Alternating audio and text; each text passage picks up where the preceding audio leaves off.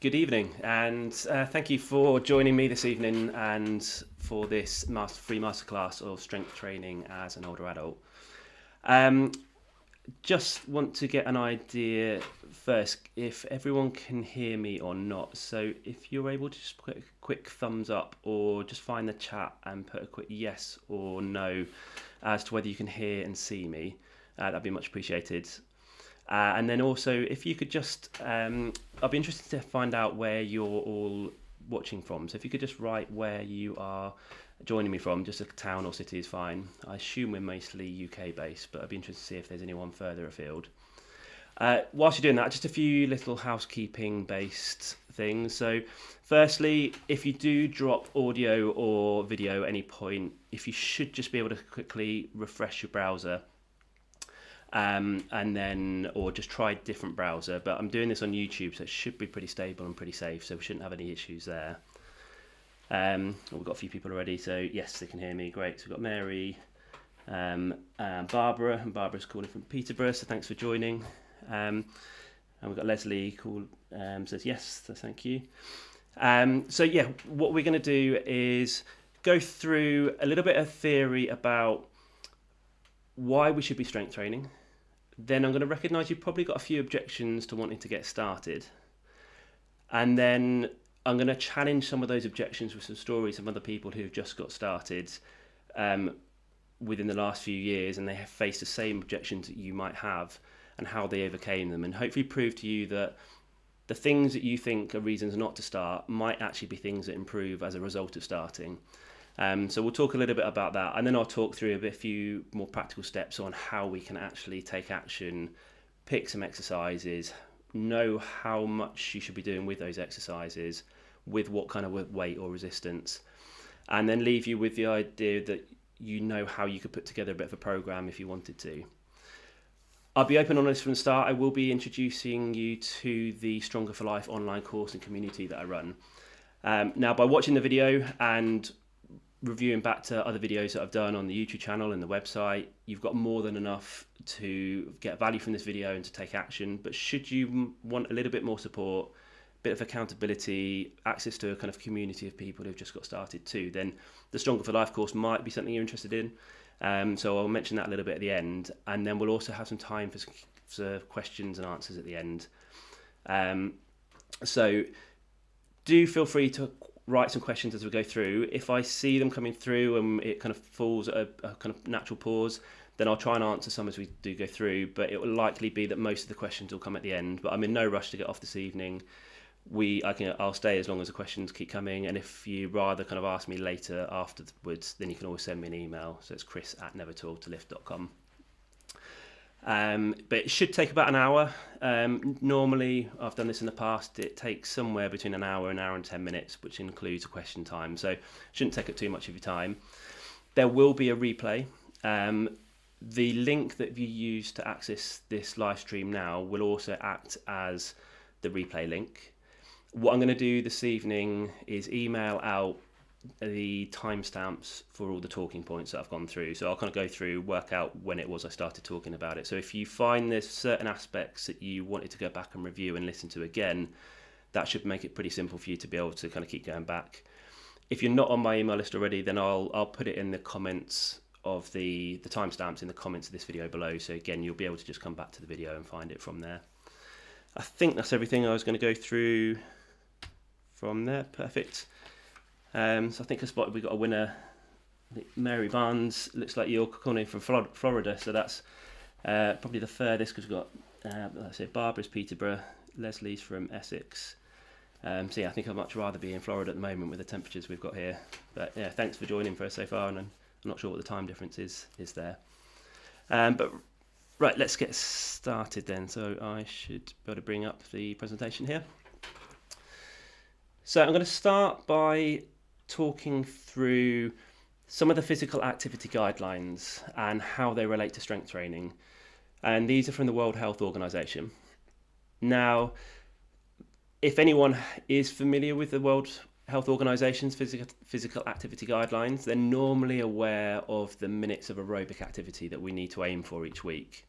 So as a recap, that's 150 minutes of moderate intensity exercise or 75 minutes of vigorous intensity exercise. Now, moderate intensity exercise, as a rough rule of thumb, is if you're out of breath but you could still maintain a conversation with someone, whereas vigorous intensity exercise is you're so out of breath you'd struggle to maintain a conversation of more than a few words. And because you're working harder, you'd only have to do half the amount. So they're the totals of the aerobic minutes we should be aiming for on a weekly basis. But what a lot of people don't know is there's actually suggestions on how much muscle strengthening we should be doing per week. Now, the guidelines say we should be doing at least 2 sessions of muscle strengthening per week. Now, that's actually for the guidelines for 18 to 65-year-olds. For over 65s, there's a separate set of guidelines, and the minutes of aerobic are the same, but the muscle strengthening is suggesting we should be doing at least 3 sessions of muscle strengthening per week. Now, that goes against some of the common sort of school of thought that people have of, as you get older, I should probably tone down and do a little bit less. And that's a common thing that I hear, that people think they should be doing less as they get older. But this is starting to recognise, and it's great, it's recognised by the World Health Organization, that because over 65, the rate that we lose muscle mass accelerates, we need to be doing more sessions rather than less to counter that. And if we look at how many people are actually meeting those guidelines, so let's just move me out the way there, only about 24.2% are meeting the guidelines for both aerobic and muscle strengthening exercise, with only a further 6.8% meeting the guidelines for just muscle strengthening. So that's about a third of people are doing enough muscle strengthening. So that's 2/3 of the population aren't doing enough. And I'll come on to what makes an exercise a muscle strengthening exercise shortly, but they're quite generous in what they've considered a muscle strengthening activity. And I think actually it's a lot less than that are actually meeting the guidelines. So I think it's probably closer to 3/4 of the population aren't doing enough muscle strengthening to counter sarcopenia, which is that natural loss of muscle mass with age.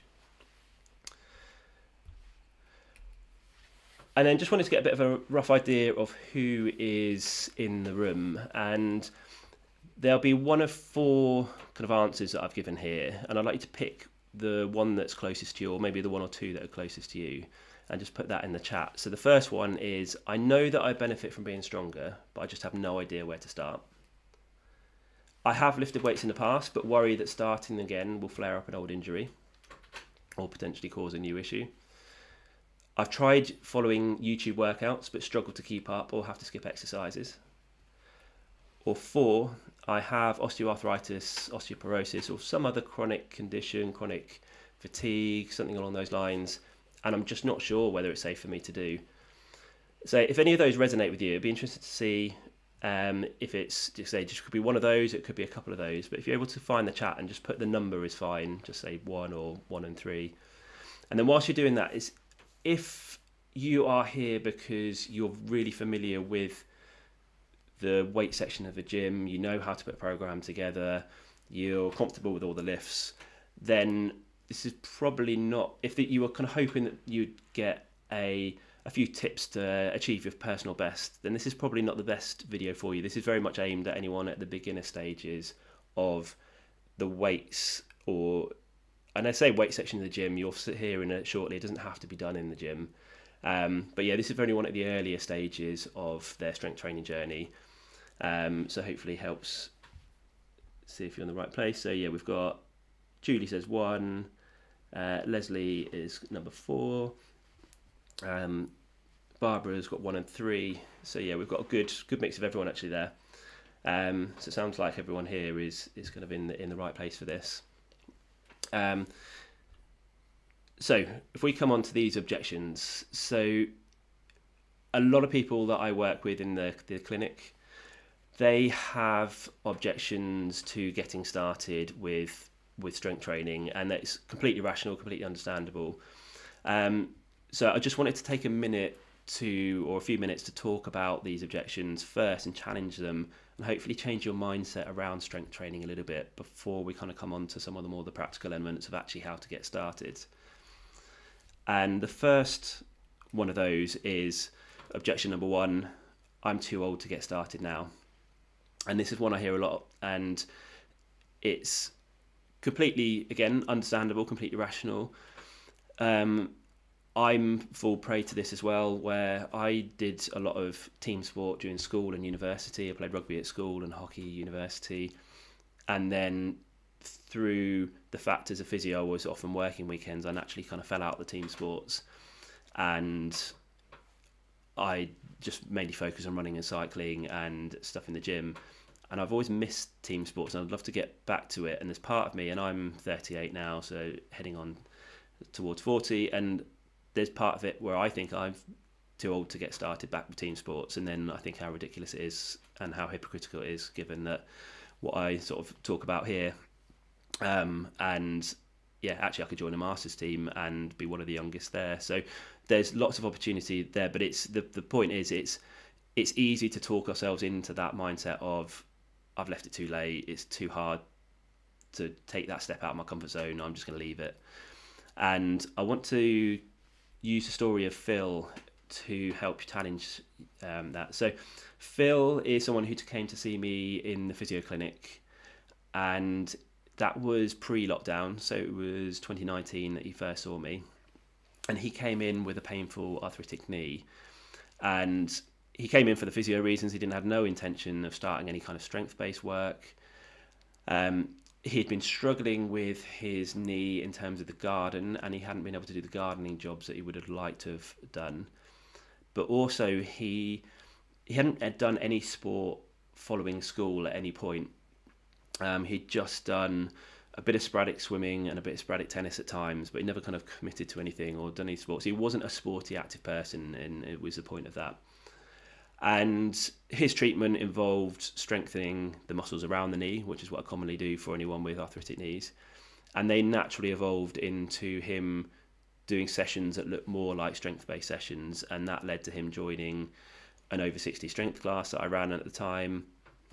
And then he stayed on and seen me, and I see him most weeks since. We've had interruptions because of lockdowns and things at that point, but yeah, it's been fairly consistent since the last 2 years.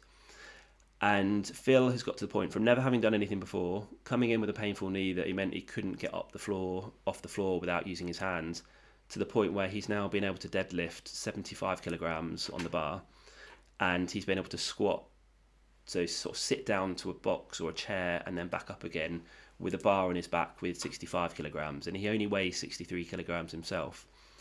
And he started at the age of 76, and he's now 81, and it's incredible to see the progress he's made. But again, the point is, he could have quite easily told himself at 76, this is ridiculous, I'm not going to be doing this.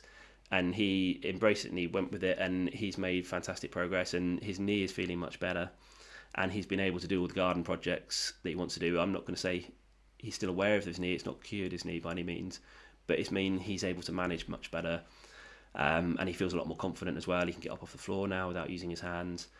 And that's starting at the age of 76, and I've had someone else who has started later than that and still made fantastic progress. So age isn't the reason that you can't get started. Age often brings along other complications that a 20 or 30-year-old might not have, that then make things harder to get the starting point right. And finding the starting point is often the hardest bit to get right. So we do have to make that first step a lot smaller. And a lot of people, if they've tried in the past and it hasn't worked, it's often because they haven't found a small enough step to get going from, and we have to reduce it even further. But then once you've found that starting point, things become a lot easier, and then the progressions tend to be a lot easier. But again, you tend to have to make smaller progressions up rather than the bigger steps that a 20 or 30-year-old might be able to take. But yeah, that's the first one, that you're not too old. Age isn't the reason. It's just going to make things a little bit more difficult to get started, but it's still possible. Then objection number 2, I've got a chronic condition or injury, and then people often have fears that it's going to make it worse. So a bit like Phil, again, he didn't come in thinking he was going to do strength training, but he probably wouldn't have given himself the credit that he'd be able to do it because he worried that it would just make his knee worse. But a lot of people do think that if you've got some kind of pain, I won't do it until the pain's better. But often, actually, by building the strength, you often find the pain does reduce. And Carol is another example of that. So Carol is one of the founding members of the Stronger for Life course. And she came in wanting to get stronger, but she was struggling with knee pain. And she was become reliant on analgesia, paracetamol and ibuprofen just to kind of manage throughout the day. She said she would have had a sense that her knee was going to give way. It never quite did, but it felt like it was always going to. And when she got started, within about 4 weeks, she found that she could actually, it improved so much that she managed to come back from a walking holiday to the Lake District, and she hadn't needed to take any pain relief for the whole holiday, and it hadn't made it any worse by doing walks up and down hills. And the only thing she changed was adding the strength training in. The other example of that is Jan, who is and again, another founding member of the Stronger for Life course. She came into it, she's very active, she teaches yoga, she plays a lot of tennis, does a lot in the garden, but she recognised that strength training was something that a lot of people are talking about and that she probably should think about doing it. And the big concern that she had was she had a lot of chronic fatigue ever since she went through menopause, and she struggled to sleep throughout the night, and her fatigue levels during the day just tended to be low, and if she ever overexerted herself, it used to wipe her out for a few days. And she was really worried that strength training was going to be one of those things that overexerted her and made her feel worse afterwards.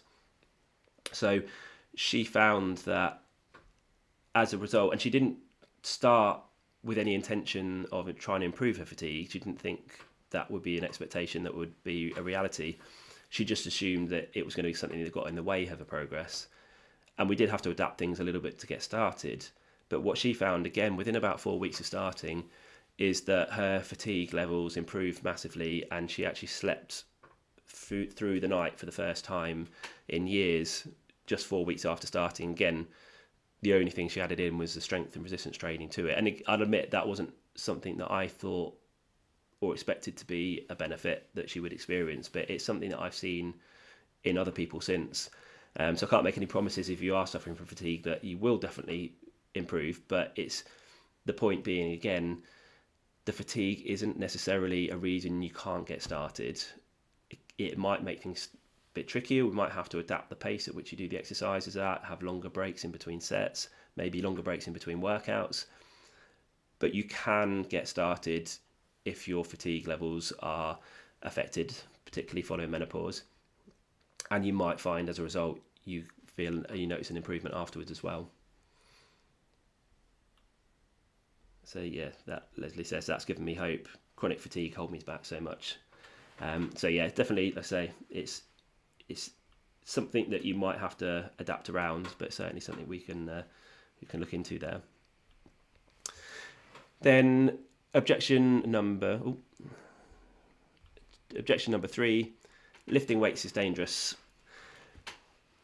This, again, common objection. It's a rational thought, and most people, when they think about strength training, automatically jump to visions of the world's strongest man or the powerlifting competitions in the Olympics, where people have got massive amounts of weight on their back and they're throwing it around, doing very quick movements. And yes, if you, with no preparation, try to do some of those movements with the weights that they're lifting, you're probably going to result in an injury. There are risks associated with lifting weights.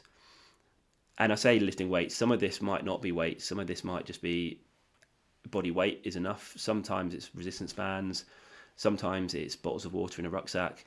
But yeah, lifting and doing exercise against resistance has got some risks associated with it. However, and I'll come on to this quote sorry, I should have keep moving myself around. If you think lifting is dangerous, try being weak. Being weak is dangerous, and that's Brett Contreras. But it's so true, because the other option of not doing weights because you think it's dangerous is to avoid doing them and just stay at home or just do all the things that are less intense. And the problem is loss of muscle mass is associated with a lot of things. So initially, when we look at some of the things like the chronic conditions we've already talked about, in loss of muscle mass tends to be associated with higher symptoms of arthritis. So if you're struggling with arthritic pain, by avoiding being active, you're probably going to result in a more painful knee. Whereas actually being active and building strength around it, if done in the right way, can actually reduce the pain down. But it goes beyond that in terms of what the loss of muscle mass can result in. So that loss of muscle mass, or sarcopenia, can predispose us to falls. And not to paint too much of a bleak picture, but if you've lost muscle mass, you're probably also losing some bone density. And if you have a fall and you haven't got the strength to regain your balance as you're falling, and you result in a fall, with that loss of bone density, that could result in a fracture or hip fracture. And that hip fracture is going to need a period of hospitalization, surgery, recovery, a bit of bed rest before we get back to it. And that period of recovery it creates an environment where we're more likely to lose or accelerate the loss of muscle mass and bone density further.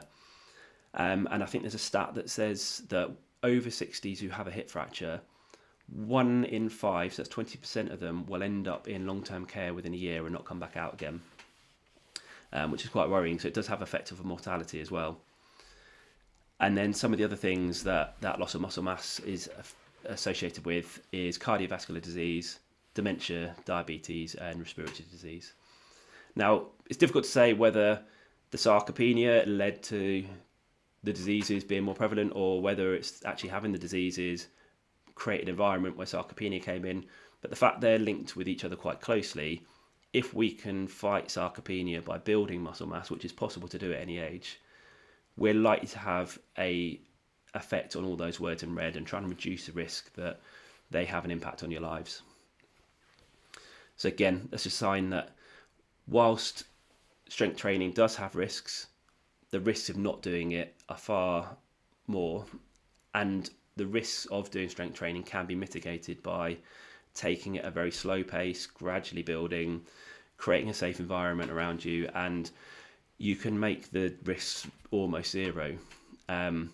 But yeah, by not doing it and not giving the body what it needs in terms of the weight bearing with load and some impact as well, you might find that you end up with other problems. And I think it's the Royal Osteoporosis Society, they say that anyone with osteoporosis should have is weight bearing with load and impact. But the things that people with osteoporosis are scared of is weight bearing with load and impact. So they tend to do less and less of it, which creates that acceleration of loss of bone density, and that's where then the fractures can happen.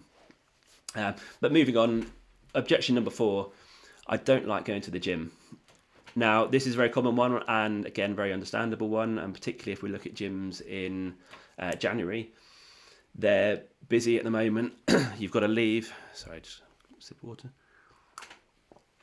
You've got to leave the house, get in the car, find a parking space, go to probably a not quite so nice changing room, and then try and then get in the gym, and depending on the time you go, fight for equipment, and the equipment you might want might be in use. So then if that was the only thing on your plan that you can think about, then it makes things harder. And so a lot of people are stressed out about the gym and the idea of going to a gym they really don't like. There is another one that I'd sort of address. A lot of people worry about being judged in a gym. And what I would say to that is most people in a gym aren't judging others. They're all too focused on what they're doing, worrying that they're being judged by others. And the sooner you realise that, the easier it is to kind of engage in the gym. And an example of that is I went to some baby sensory classes with my son when he was a little bit younger, and this sort of singing and nursery rhymes and doing all the actions is really not my comfort zone at all. And I felt really self-conscious in the first couple of sessions of being there. And then what I quickly realised is every time I looked up and scanned around the room, all the other parents were so fixated on what their child was doing, they weren't taking a blind bit of notice what I was doing. And once I realised that, it was really my mindset changed around the sessions, and I was able to really enjoy it and engage with my son in those sessions. And I didn't really care because I really knew that no one else was watching. And so, like I say, the same is true in the gym.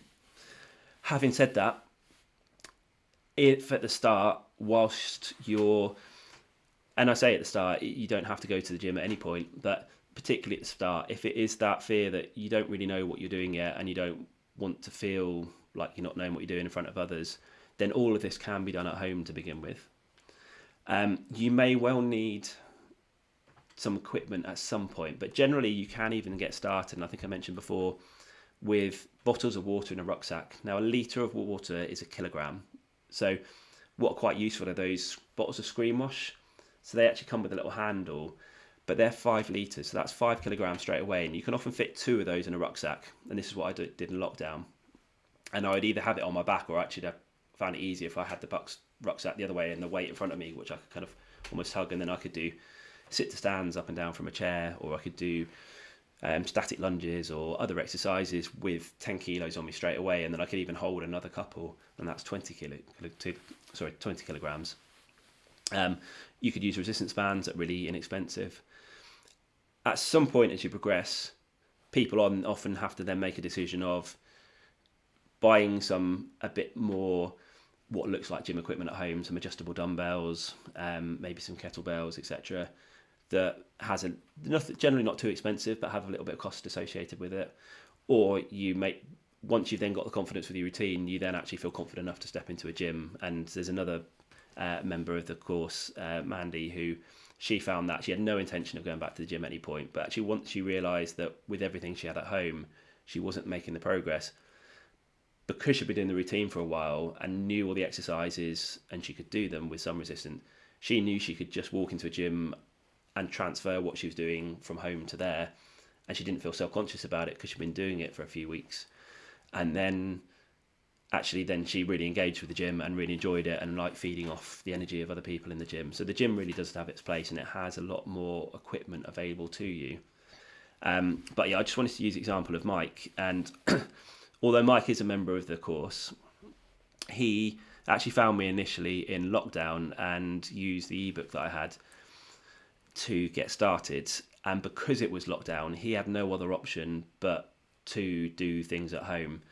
So his bit of background on his story there. So Mike, as you can see, is very active. He does a lot of cycling, a lot of fell running, loves family hikes and walks. He's got 4 grandchildren, and he was finding that his knee was holding him back, but he also had a wrist problem that was holding him back.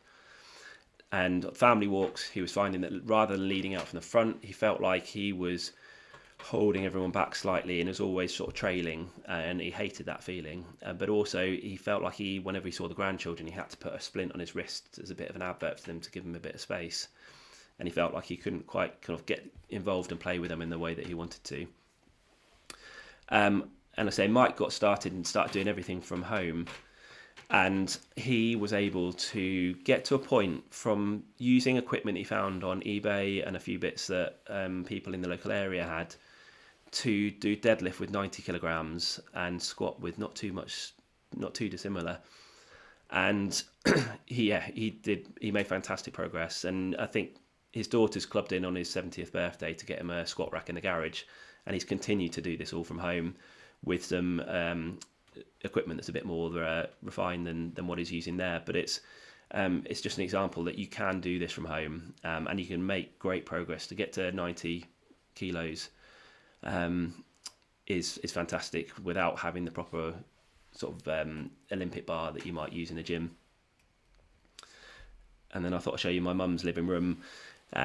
Just underneath that seat there, you can see she's got her kettlebells tucked away. There's a little black bag there that's got some resistance band in, and then it's got the rolled up mat at the end there. So again, you can get some equipment that doesn't take up much space. She could just pull it out quickly and then put it away again, and she didn't have to worry about going to the gym. The friction to get that out and then packed up again was minimal, so she enjoyed using that. So I think that was the objections. Excuse me.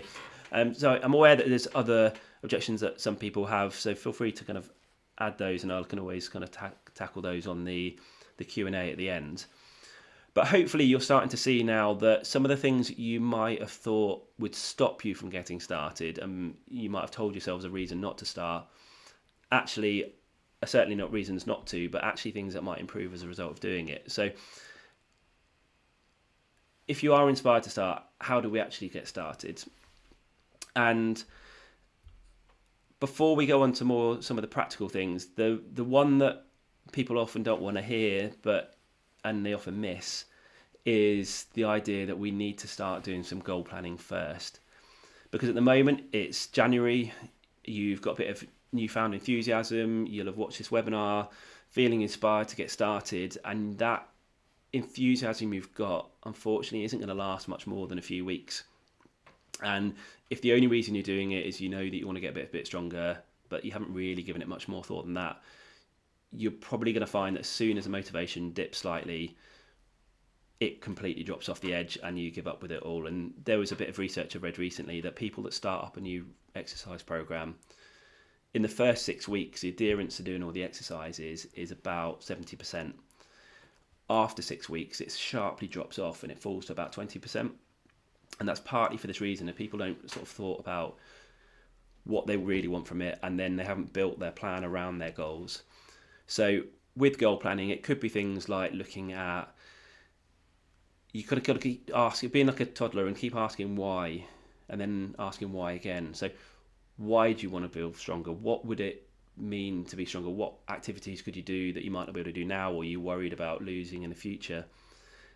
And if you're able to do those activities, what else does that bring? So people who get to play tennis or play golf, their social life is often built around that as well. So they not only playing golf, but then they're in the clubhouse afterwards. And if you can't play golf, you're often not going to just go to the clubhouse afterwards. So you kind of lose that connection with people. Or if you've got the strength to go on family walks, like Mike, if you kept falling towards the back and you feel like you're letting other people down, you're likely to give up with the walks completely and then not get your cardiovascular exercise in either.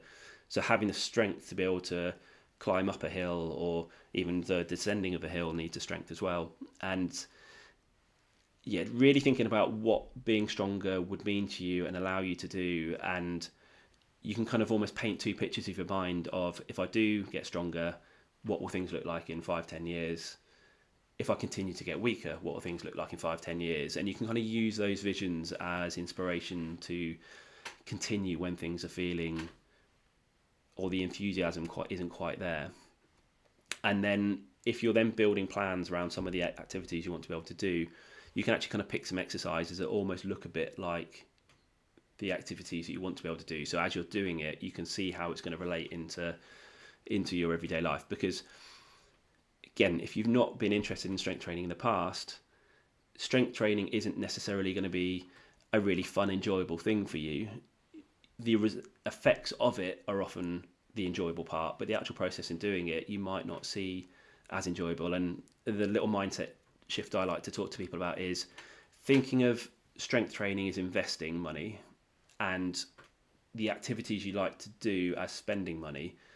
And no one really enjoys investing, but if the more financially stable people are the ones that are investing, and they are able to then spend for a lot longer into the future because of the investments they've made. And it's the same with strength training, is if you can do 2 sessions a week and do it thinking about all the things that you're going to be able to do as a result longer into the future, that's your motivation for doing it. So that sometimes helps with it not being particularly fun or interesting. But as you start to hit these goals with the weights that we lift and you see it make an improvement, that does often make it feel more interesting and then make you want to continue with it. So it's not always sort of feeling boring. It's normally when people don't progress, they get started and it's challenging at first and then it becomes easy, but then they don't know how to progress it. So then it then remains easy, and if it's easy and not challenging, then it falls back into the boring category, and that's where a lot of people give up with it as well,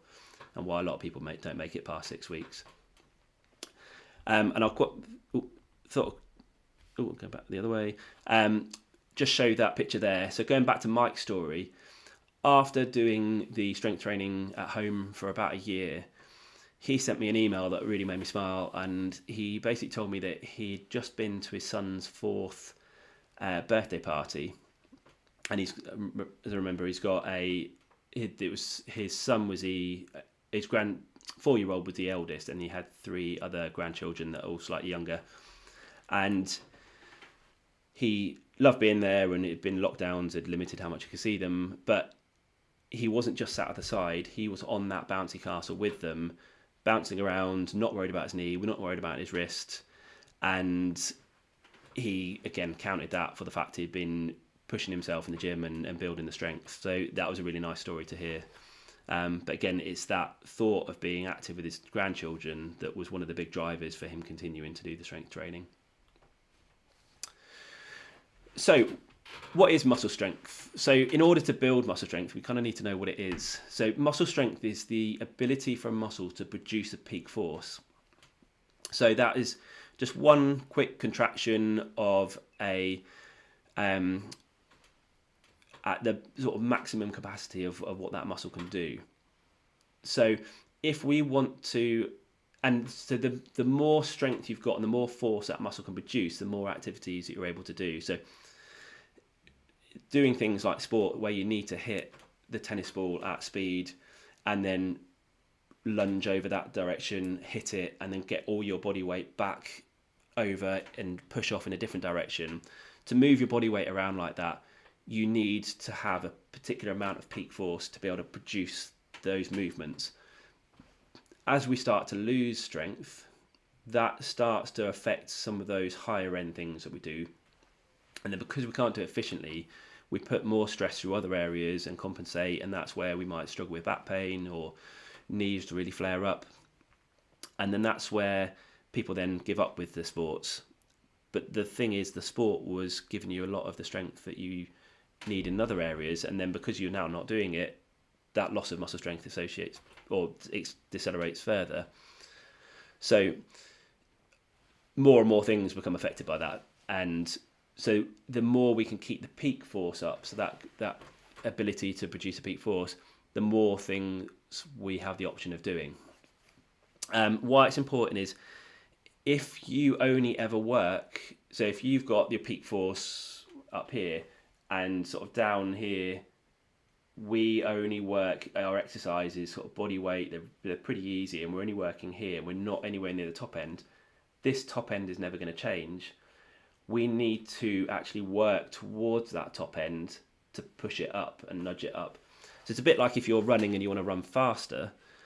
If you only ever run slowly for longer periods of time, your top speed of running is never going to change. You need to do some interval sessions and some sprints to work at your top end speed in order for the speed to improve. So the same is with the muscle strengthening, and just doing an exercise with a weight doesn't necessarily mean you're strengthening, because if your weight is relatively light and you could have carried on doing your exercise for several more repetitions, which will come into a second, you're not going to be building the strength. You need to use a bigger weight often to push the muscle a little bit harder. We need to push the muscle to fatigue in order to build strength, which comes on to the next one, is how do we build muscle strength? And we do it through this concept of training to fatigue or training to failure. So training to fatigue or training to failure, what that means is, say I was, and just, you might just see it slightly, if I was doing, say, shoulder press, so I've got dumbbells on my arm and I'm pressing up and back down, what I really want is the last repetition I did to be pretty much the last repetition I could have done. So if it was a challenge, I could do it and then I came back down. If I asked you to then do another one, or I then tried to do another one, and I just had nothing left in the muscles, they couldn't get the weight back up above my head, I would have trained to failure, I would have trained to fatigue. And it's those last few repetitions just before that point where the strength is built. The repetitions at start weren't really involved in the strength building, other than the fact they were fatiguing the muscle enough to get me close to fatigue, and it's those last few where the strength is built. Now, if I'd finished at 15 and I could have actually just carried on quite easily for another 5 or 6, and I just stopped because I hit this arbitrary figure of 15, I'm not going to get any stronger as a result of doing it. It's not a waste of time, because no exercise in my mind is a waste of time. But if you're specifically looking to get stronger, you're not going to build any strength if you've always got what we call reps in reserve. How many more could I have done if I carried on after the point I stopped? So that's the most important. If you only took one thing away from today, is if you're going to build strength, I'm not too even bothered about the exercise you choose. It's not that you're doing the exercise that you choose with weight, it's you're doing it with the right weight that gets you close to fatigue. The little caveat to all that, though, is, and I'll come on to this when we talk about progressions, but say you haven't done this before and you've got a historical shoulder problem. If you start doing it and after 10 you struggle to do any more, not because of muscle fatigue but because of pain in the shoulder, then we need to adapt things, because we need to get you close to muscle fatigue to build the strength to support the shoulder more. But if the pain in the shoulder is aggravated by doing the exercise, then we might need to change the angle. There's other forms, and that's where this becomes a little bit tricky in the early stages, and that's where age isn't a reason not to start, but it often brings along things that make things harder to start. But yeah, if you can do an exercise without pain, we need to hit fatigue. And then it's a little bit more sort of nuanced than that, is how many do we need to do? So to keep it really simple, if you can reach muscular fatigue on an exercise within 15 repetitions of it. So, and again, just to recap, just for anyone who might not be 100% sure, a rep is how many did you do in a row. So I might do 10 repetitions of an exercise, stop and have a break. So I'll have just done one set of 10 repetitions. If I have that break for a minute, minute and a half, and then I go and do another 10 repetitions, I would have just done 2 sets of 10 repetitions. So yeah, a rep is an individual repetition of something. A set is a group of repetitions. It just because it's not always obvious if you've never been told that before. So, as a general rule of thumb, if you can reach muscular fatigue within 15 repetitions of an exercise, you will get some strength as a result of doing it. And these 3 words up here, so strength is that increase in peak force, hypertrophy is the increase in size of the muscle, and the endurance is its ability to kind of keep going for longer. You'll get, within 15 repetitions, you'll get some benefit of all of those. Now, if at 15 repetitions, if you stay at that point with your muscular fatigue, you'll only get a little bit of strength, a little bit of hypertrophy, but a lot of endurance. So if we can increase the weight a bit further, and we now start to reach muscular fatigue within 8 to 12 repetitions, we get more muscle size, probably a good amount of strength in there as well, and a bit of endurance. So then if we can increase the weight even further, so now within 5 repetitions, I hit that fatigue point, I get a lot of strength, some muscle size, and only a little bit of endurance. So you'll be a lot more efficient in the gym if you can get to the point of reaching muscular fatigue within 5 repetitions. However, you're going to need a lot more weight or resistance to do the exercises against to get to that point. And at the moment, if you're new to this, we don't know whether your joints or any previous conditions, they can tolerate that level of weight yet. So what I always say to people is start at 15 first, and then we can always work up. Any more than 15, so say you did 25 and that's where you're reaching muscular fatigue, you're not really going to get any strength at all in that. You're well into the endurance range and so far away from that strength kind of repetition range that you're not really going to get any strength. So again, it's not a waste of time. Any exercise is good, but if you really want to get stronger, doing more reps with lighter weight isn't really going to hit that strength outcome that we're looking for. So we do need to try and up the weight to bring the reps to fatigue back down again.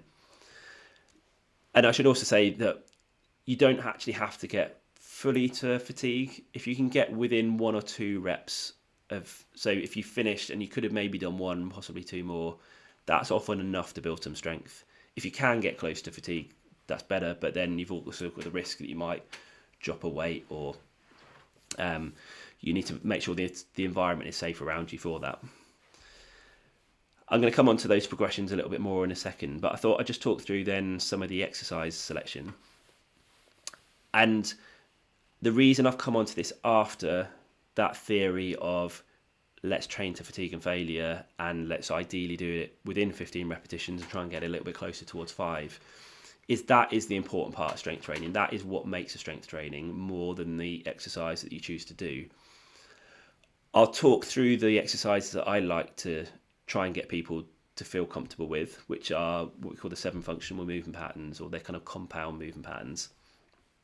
But they're by no means the right answer. It's just the way that my bias towards exercises. If there's other exercises that you like and want to try, you can do those. There is no wrong answer with the exercise, but the exercise you choose has to be done at that intensity of trying to push to failure or fatigue. And ideally, we're trying to target most of the body. So that's a good thing about these exercises, is that you work multiple muscle groups at the same time, and therefore if you can fit all of these in within a week. They don't have to be all in the same session. They could be split between 2 sessions, but you can hit most of the major muscle groups. But if you would prefer to use some of the fixed machines because they feel a bit safer, particularly to get started with your first workout, then that is great. That is a really good option. But again, you want to do it close to fatigue rather than just doing 25 and then stopping at the end of it.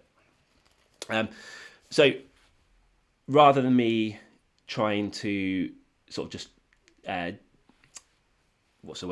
describe all of these exercises, I've got a video, and then I'll describe over the top of what some of these are. So the first one is a squat based action. So these are all movements that replicate what we do on a day-to-day basis. So we all get up and down from a chair, up and down from the toilet. Squatting is a very normal movement pattern. And what we can do is, initially I always had a box behind me, so I had a safety net I could go down to, but if I want to go a bit deeper, I can go there. But the depth you go to, if the deeper movements aggravate your knee, then just a shallower movement is absolutely fine. And then you can load that shallow movement fairly heavy, and if the progressions we can get to the point of having a bar on the back and then squatting with that. And again, you'll be surprised quite early how much your legs can actually do. And that Phil managed to get to 65, being only 63 himself. This is a form of hip hinge. It's called a bridge. So I'm hinging at the hip and then extending back out again. So that's the easier option. Then we've got something called a Romanian deadlift. So you'll see from the side in a second, I'm hinging at the hips. My knees aren't really bending that much. So that's kind of replicating lifting a heavy bag off the floor. And that's what we call a conventional deadlift. So again, we're starting from the floor rather than starting from standing. So you go into a bit more deeper motion. And again, you'll see from the side, most of that movement is coming from my hips with only a little bit coming from the knees. Whereas a squat was a lot more from the knees and less from the hips. So they're kind of two of the big ones. Then we've got the lunge movement pattern.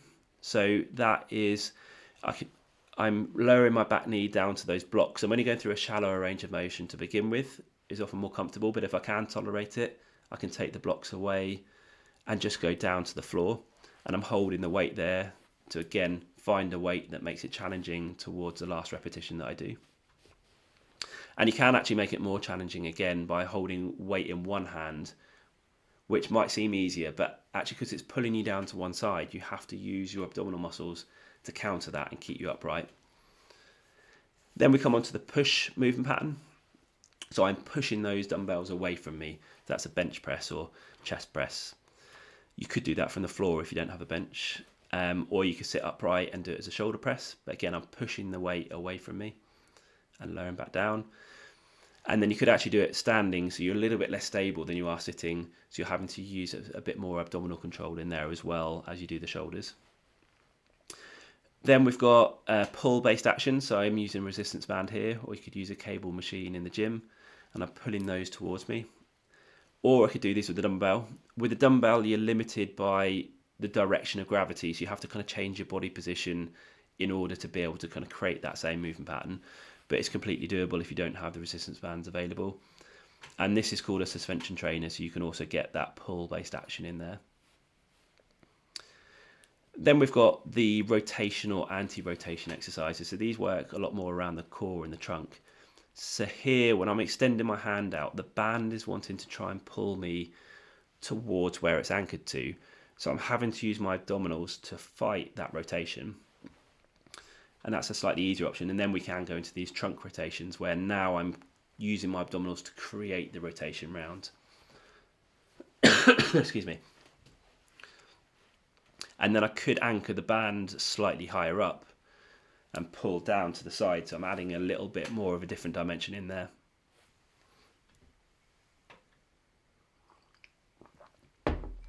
And then we've got the gate and carry exercises. So then this replicates maybe pushing a wheelbarrow if I've got them in both hands, or I could just go into one hand. It's a bit like carrying a suitcase or a watering can. And you're using a weight, again, that's heavy enough that's a challenge, but able to maintain good form. And then that's another option that brings the shoulder in, is I could do that above my head there.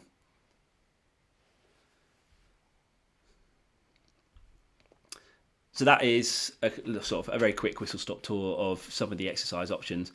There are hundreds, if not thousands, of different exercises you could choose from. Say they are just a selection of some of the ones that I like to include. But like I say, there's fixed machines, there's isolation exercise. You could just do an exercise like a bicep curl that just does the one muscle group at a time. You often have to do a few more exercises if you pick those type of exercises to cover most of the body. But there is no wrong or right answer. What you want to do is pick maybe 4 or 5 exercises for a workout, and then do excuse me, 3 sets of 15 repetitions as a starting point.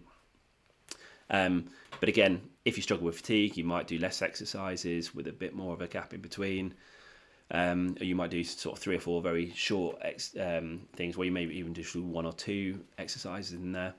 But there's various different options to how you can put it together. But generally, if you can pick, and if you were picking 4 from this list, the 4 I'd go for are the squat, the hip hinge, the push and the pull. They probably most replicate what we do on a day-to-day basis. And they cover a lot of the major muscle groups. But I won't cover too much on terms of the exercises, but that's what we want to sort of do, is because the next point is about consistency. And that comes in a couple of forms. The first is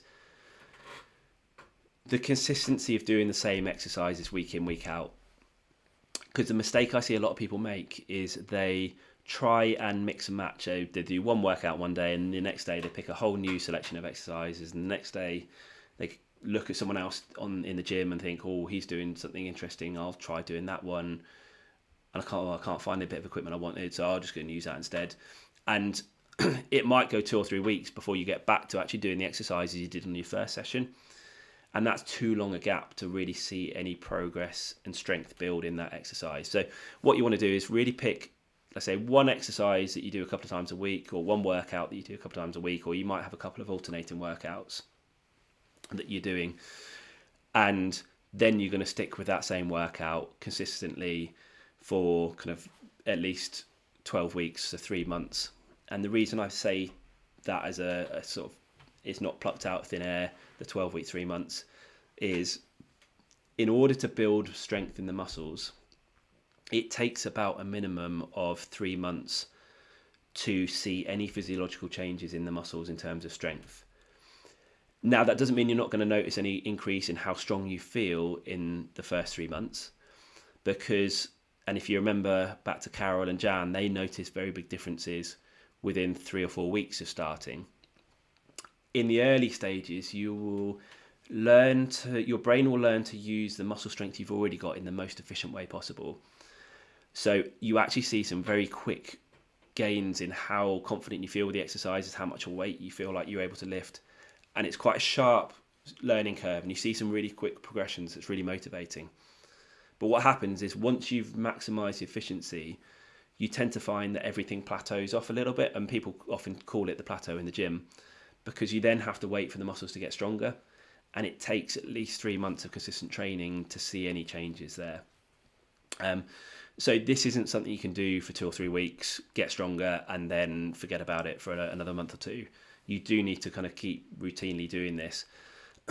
And ideally, this is not just something you do for 3 months. It's something that is then going to be a new habit that you form, that you do twice a week, possibly even 3 times a week. And you kind of incorporate it into your life. And you can keep then changing. What I do with my patients in the clinic is do 3 months with one workout or a couple of alternating workouts. And then once you've got to a certain point, you then might change it all around again, start from scratch, and then pick a completely different set of exercises for the next workouts and do that. So you can keep it varied in that sense, but once you've picked it, you do want about 3 months of doing that. And then that brings me on to the progressions. So let's again move me out of the way of the side. So if you've got started, so the progression I would take at the start is you've picked your exercises, get confident doing the exercises, either body weight or very little weight. Make sure the body doesn't react negatively. And say confidence building is that first step. Then you want to add some weight and get used to doing it against some resistance. And relatively quickly, we want to try and increase that to try and get close to fatigue at 15 repetitions. Then you can spend a few weeks being confident, getting close to muscular fatigue with those exercises. And then you want to say, right, now I'm going to try and add some more weight so that I'm going to try and get that, rather than reach fatigue at 15 repetitions, I'm going to try and get fatigue down to closer to 12 repetitions. And then after a few more weeks, okay, well, let's see if I can get that fatigue point down to 10 repetitions. And then over the next few weeks is you're going to try and get to 5 repetitions as the point where you reach muscular fatigue. And like I said, that whole process would at a minimum take 3 months, 12 weeks, but might take you a bit longer. You might feel like you need a little bit longer at each stage, or particularly at the start, you might feel you need a lot more time to get confident with the exercises before you really add the weight on. There isn't a set structure to how quickly you have to push through that process, as long as you know the progressions are needed, because as soon as it starts to feel easy, so you might initially get close to 15 repetitions and feel like you're at muscular fatigue, but if you then stick at the same weight, doing the same repetitions, and then find that 3 weeks later, you're stopping at 15, actually, you probably could now do another 3 or 4 repetitions, which means you're now not in the strength building zone.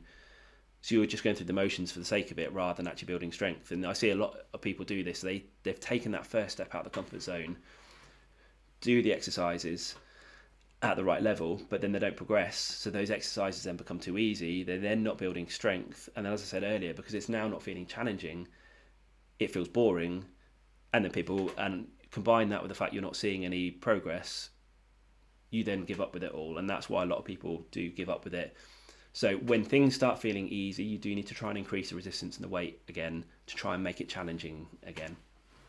And then when it feels easier again, increase the weight a bit further and do it. And I know it's daunting repeatedly taking steps out of your comfort zone, but in order to build strength, that is what you have to do.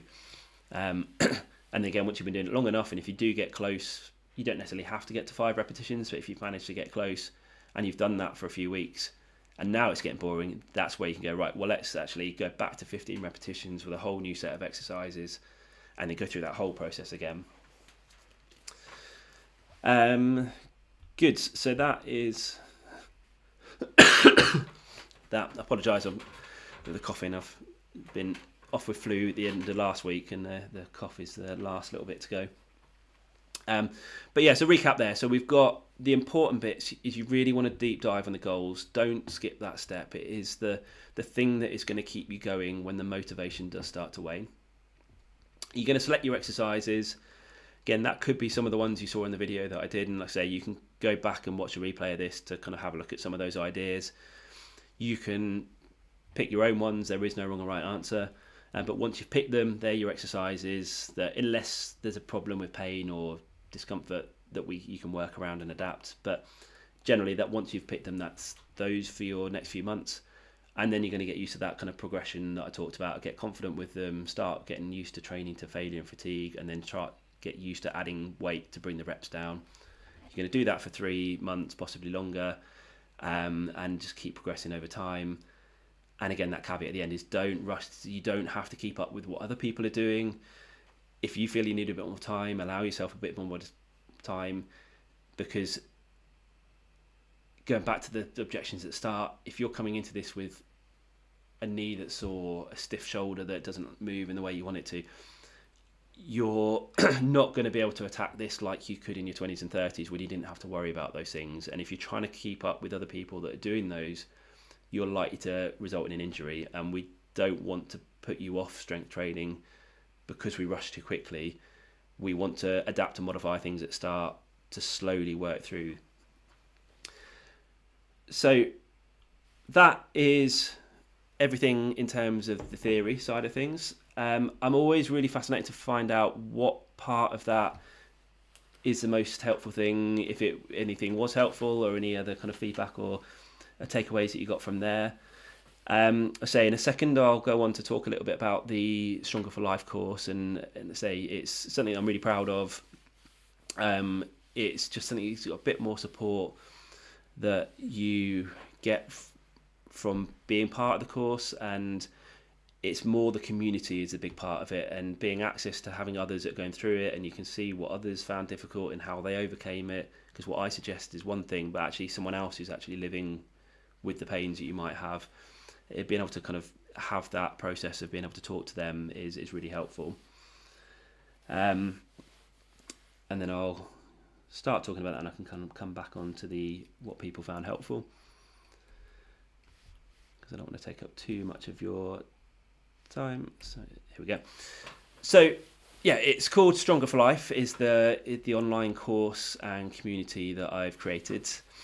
So what it helps you to do is plan your own strength training program around your individual needs and around any restrictions or injuries that you might have. So rather than it being a kind of one size fits all program that I just give you and hope you can do, I'm going to try and give you more of the knowledge for you to be able to create your own, and for you to be able to continue to modify and progress on your own without the need for constantly having to see a personal trainer or see an online coach. But again, having that support there at the same time to be able to help you through that process. And yeah, it's going to help you build your strength and confidence and allow you to look forward to a more active future. So I've split the course into 7 different modules that kind of work through 3 different phases. So the first phase is we've got the more in-depth guide to goal planning. So I'm going to really help you through that. And you, as part of it, you get a goal planning document and then a workout template with it. And it guides you through the questions you might want to ask yourself to really help drill down on those questions and create those really kind of tangible goals. Then introduce you to some baseline tests that part of the progression you'll see is how much weight you can lift and how easy the exercise start to feel. But there's a few baseline tests that you can do at the start, and again at 6-week intervals, that if you can keep retaking those, you'll be able to see other scores that are improving at the same time, which is again really motivating and getting you to continue to do this when your motivation or that initial enthusiasm starts to wane. And then whilst you're putting together your program, I get you started with a body weight routine that you can follow. And then I'll also help talk you through a lot of the equipment that you might come across or might want to have the option of using, whether in the gym or at home. Talk a bit more about some of the important principles like the training to failure, the reps in reserve, and some of the lingo that people use in the gym that are obvious to the people that use it, but they forget that not everyone knows exactly what they mean. So try and make sure that everything's as clear as possible for you there, and also give you an option of a resistance band routine there. And then we have got a more in-depth look at some of the movement patterns that I very quickly went through there, and the different exercise variations for each movement pattern. So I tend to try and give 3 different variations for each movement pattern to give you some options. So if you can't do the one that I suggest, then you've got 2 more to choose from that might, say for the squat, if your knee is causing a problem and you can't do a squat, there's ways of adapting that. There's ways to progress that even further if you can't do either of the three. But I didn't want to give 20 different variations of each exercise because you're back stuck with that analysis by paralysis. But yeah, it's in an introduction or a bit more in-depth movement, look at the movement patterns and their variations, and then I'm going to help you put those in your workout template so you can create your workout, your two alternating workouts that I talked about. Then we get to the performing phase. So you get to start your first workout of your program that you put together yourself. And then I'm going to talk you through how you document the workouts that you've done, what weights you've used, some notes you might want to take on how many reps in reserve you had, and your planning for the next session. And then talk you through the planning of the progressions for future weeks and months to come. So when you join Stronger for Life, you'll kind of get through to the login section of the software that I use called Samcart. And then when you log in, you'll sort of see the course, you click the start course, and you'll see there that they're all very little bite-sized videos. So the 7 modules is made up of those 43 videos. They're all kind of between 2 to 5 minutes. There is one video on the equipment that's about 20 minutes long, but I give timestamps on where I talk about everything else. But otherwise, they're all kind of 5-minute long videos. And if you log off and log back in again, it tells you exactly where you got to. So you haven't got to hunt around to try and find within a video where you got to. I think if you were to watch everything back to back, everything could be watched within under 3 hours. But there's lots of action points along the way that you need to take. So it's not like you would do that. You'd kind of watch maybe module at a time, or you can break it down into however small chunks of time you want to. So when you go onto the course, you'll kind of see on each lesson. So if I move myself again, on the left there, we've got the list of the modules, and if you expand it out, then you get to see the videos within those modules. Then when you're on a lesson, you'll kind of get that little thumbnail at the top there, and then as you scroll down, you'll see a bit of writing, and then you'll get down to the video there. And each lesson has a video, and then you move on to, there's a button underneath that says next lesson, and you move on to the next lesson with a new video on there. So as part of what you'll get through there, so as well as the course, it's going to guide you through all those sections. You're going to get lifetime access to that, and that includes any updates that I do. So there's no kind of after a year you lose access or anything like that. The big thing that makes the community aspect something that I'm really proud of is these live Q&A sessions each week. So every week we do a live Zoom call, and that's with myself and any of the members on who have joined the course at any point, whether they're brand new or whether they've been doing it a year. They're welcome to come on the call to ask me any questions they might have. And that's initially what I saw it as, was just, if you run into difficulties getting started, rather than feeling lost and stuck with it, you've got this opportunity to come and speak to me, and I'll help you through your sticking point. But what it actually has evolved into is a bit more of people just coming onto the calls to give accountability, give support to others, and it's created this really nice community. So the live Q&A sessions are really helpful. If you can't make the calls live, and currently they're at 10:30 on Wednesday mornings, but if enough people join, then there's scope that we can find a different time to put on a second call. Then you can always send your questions in advance. I'll then record a little bit at the start, which I'll then send back out to you. So yeah, you can always send them in, and I'll always take the time to answer via video. There's also a private Facebook group that is only available to members of the students of the course. So again, you can go in there, ask questions. I'm in there that will help asking questions. But again, anyone who's been, so you'll have people that are new, people that joined over a year ago, like Carol and Jan and some of the others that have been through, and actually being able to hear if they had the same sticking point to you and what their strategy was and what they tried. And I say it's all well and good, some things coming from me and being relayed through me, but actually hearing things directly from others that have had the difficulties can be really helpful. And then you'll also get a 30-day no questions money back guarantee. So if through the course, through the live calls, through the Facebook group, I've not been able to help you feel confident enough to get started with strength training, and you just feel like you haven't gotten the value from it, then I feel that it's a failing on my part, and I would be more than happy to issue a refund at that point. Like I say, I'm here in the calls and the Facebook group and via email because I really want to help as many people get started. So I'm here for you if you are really finding it hard to get started. But yeah, if you find you're just not getting the value, then you are covered by that 30-day money back guarantee. And then I do have a little sort of section where I offer discount on, I've got t-shirts and hoodies and things like that with the Never Toil to Lift logo on there. So if you're interested in those, then as a member of the course, you do get a discount on those. So that's a kind of bit of the Facebook group there. Example of some of the group calls we've got there. So yeah, usually this would be £248. And for this week, so up until the end of next Tuesday, so the 14th of January, I'm offering a £100 discount if you buy before the end of Tuesday. So to do that, it's nevertoiltolift.com/stronger for life. I'll put in the comments, that should come up, the link to be able to get to there.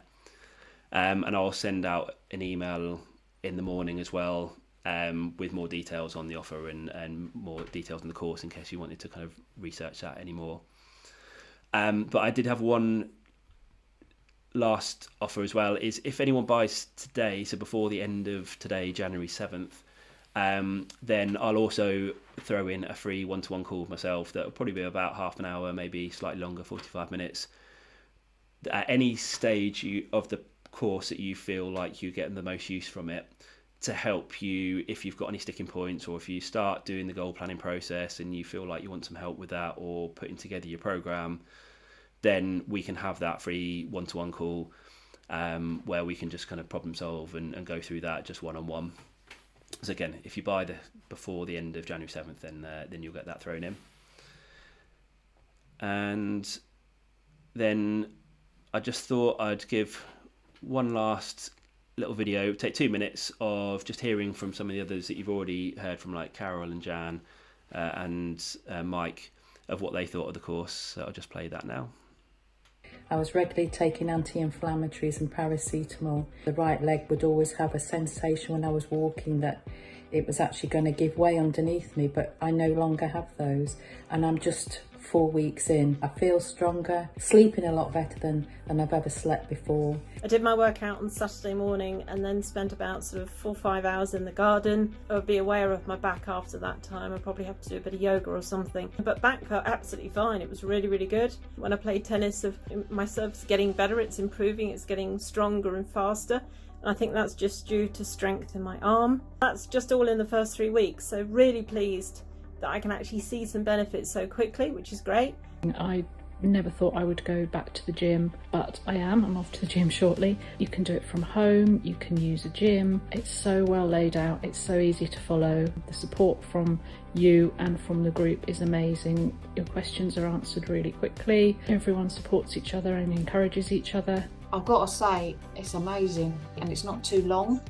You can stop, and come in and out. I'm really impressed, and I've done a lot of these sort of things, and really impressed, Chris. It's amazing. Last week, I think, was the first time I can remember where I really do feel as I went to sleep and was sort of log-like for 8-9 hours, which was just heaven.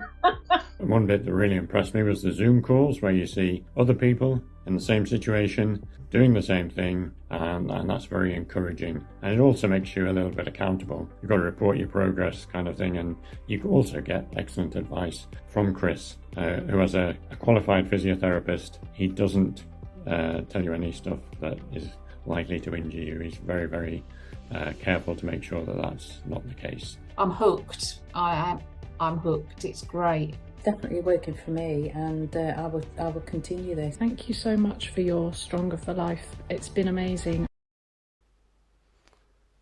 So yeah, that's just a few of the members that have been kind enough to give a bit of feedback on what they thought of it, and it's really great to have seen the progress that they've made. So with that is everything that I wanted to go through. So if you have any questions about anything that we went through, so any of the theory of strength training, getting started, the exercises, then like I said, I'm not in a rush to get away. I'm more than happy to answer any questions you have. So please do ask any questions there. If you've got any questions about the course as well, then again, feel free to ask there. If you're watching this as a replay and again, you've got any questions, then feel free to send me an email, just chris@nevertooldtolift.com. Equally, you can leave a comment under the video and I'll find that and we can I'll be able to answer any questions either via the comments there. Whilst I'm just seeing if there's any questions that do come in, just a reminder of what you'll get then for that £148. So you get full lifetime access to the Stronger for Life course. You get the weekly live Zoom sessions with myself and the other members. You'll get access to the Facebook group with just the members, myself, obviously on Facebook. You'll get the £100 off if you buy before the end of next Tuesday, January 14th, and then you'll get the free call with myself if you buy before the end of today, so that's January the 7th. And then you'll get a discount off the sort of Never Taught to Lift t-shirts, hoodies, water bottles, etc. And then the important thing to remember is you're covered by that 30-day no questions money back guarantee. And it's like I say, if I can't help you get started, then I haven't done my job, and I'm more than happy to give you the refund there. And then if you're interested in that, so it's nevertaughttolift.com/stronger for life, and once again I'll just put that in the chat for the link to the checkout there. So Julie says that sounds very good and great value too, so thanks Julie. I've tried to make it as, I don't want to sort of make it anything too expensive, but equally I think it needs to be a little bit of something there just to obviously cover the time for the calls, but just to make you feel accountable and to have that kind of motivation to want to get started. Got Kim. Oh great, thanks for watching Kim. And I'll be starting the live Q&A calls. I used to do a weekly live Q&A through most of the year, and sort of that stopped towards the latter part, but I will start those back up again in the next few weeks. So Kim was a regular there, so I hope to see you there again, Kim. And hope you're doing well with everything there. Leslie has just said, I have widespread pain and lots of different movements. How do I know if I'm doing harm and need to stop? So great question, Leslie. Yeah, it's if you're getting your pain during an exercise, then, because the reason I say your pain is if you get some discomfort, it can be normal during exercise to feel some discomfort in the muscles, particularly if you're getting it in the joints, or if it's more than just a normal kind of generalized muscle ache and it feels like a different type of muscle pain, then my general rule of thumb is if you get up to about 4 out of 10 on the pain scale, then you can normally just work with it, monitor it, and if it's getting worse, then stop and back off. Or if you're getting grimacing pain, then that's a sign you need to back off as well. Or the other one is if it doesn't feel too bad, but then you stop and it just feels a lot angrier after having started than before you got started, then again we probably need to adapt what we're doing. So lingering pain or grimacing pain are the two things that you probably want to back off. So generalized muscle ache is not something I worry about too much. Again, if you get the widespread pain, and I saw you said earlier about fibromyalgia, if that then completely wipes you out as well, then again it might be a case of doing shorter workouts. So rather than do 4 or 5 exercises in a workout, you just do them 1 or 2. And I got a lot of people that kind of take that approach. They just do 15-minute workouts and try and do 4 of them in a week rather than 2 half-hour 40-minute workouts. But yeah, it's normally the lingering pain or the kind of grimacing type pain during an exercise that is something to stop, or if you're kind of getting swelling around joints or anything along those lines. But hopefully that helps. again, if anyone else has got any questions, then let me know. Just going back through the comments and the bit about which bits people found most useful. Again, Leslie says there, the consistency. I start and lose motivation because of widespread pain and tiredness. So again, if we can get on top of the pain and the tiredness side of things, so that it's not so debilitating at the end of the workouts, and then you can start to see the progress you make in the exercises, then that will really help the motivation, and then therefore help you stay consistent. Mary says the progression from endurance to fatigue was quite helpful. So thank you. I think that's most things there. So good. I think that's everything there. So like I say, if there are any questions or you suddenly think of one later on, then please do send me an email or leave a comment under this video. But the email again is chris@nevertoldtolift.com. And for everyone who stayed right to the end, I appreciate your time on a Tuesday evening. And I'd love to hear how you get on with your strength training, so do keep me updated in the future.